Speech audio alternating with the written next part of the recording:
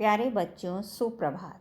आज हम 10वां त्वम असि पाठ पर चर्चा करेंगे। एकदा 10 बालका स्नानाय नदीम अगच्छन्।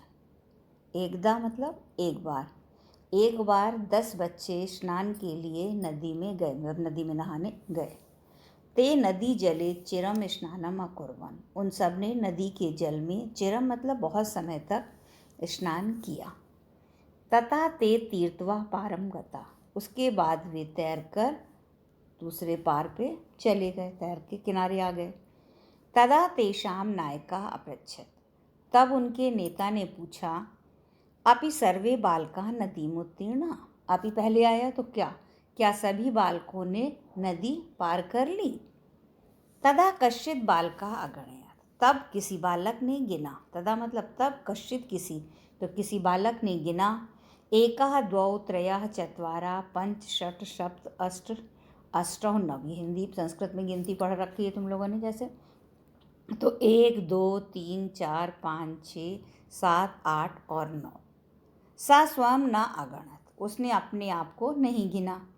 अतः सावदत्। इसलिए वह बोला, नव एव सन्ति। 9 एव मतलब ही, सन्ति हैं, इसलिए वह बोला 9 ही हैं। 10वां नास्ति, 10वां नहीं है। अपरा अपि बालकः पुनः अन्यान बालकान अगणयत्।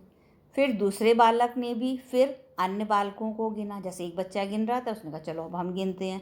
तो अपरा अपि बालका, दूसरे भी बालक ने पुनः अन्यान, फिर अन्यान बालकान अगणयत्, दूसरे बालकों को गिना। तदा अपि नव एवासन। तब भी 9 ही थे, मतलब उसने भी अपने आप को नहीं गिना। अतः ते निश्चयम अकुर्वन्। इसलिए उन लोगों ने निश्चय किया, यत् 10वां नद्यां मग्ना, कि 10वां नदी में डूब गया। ते दुखितः तुषणीम अतिष्ठन्। वे दुखी होकर मौन हो गए, मतलब चुपचाप रह गए। फिर से देखते हैं। एक बार 10 बालक स्नान करने के लिए नदी पर गए। उन्होंने नदी के जल में बहुत समय तक स्नान किया। फिर वे सब तैरकर पार आ गए, किनारे आ गए। तब उनके नेता ने पूछा कि क्या सभी बालकों ने नदी पार कर ली? तब किसी बालक ने गिना, 1 2 3 4 5 6 7 8 9।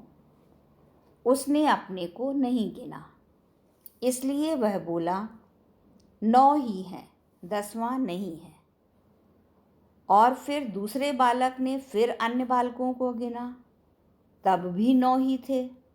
इसलिए उन लोगों ने निश्चय किया कि 10वां नदी में डूब गया। वे दुखी होकर मौन हो गए।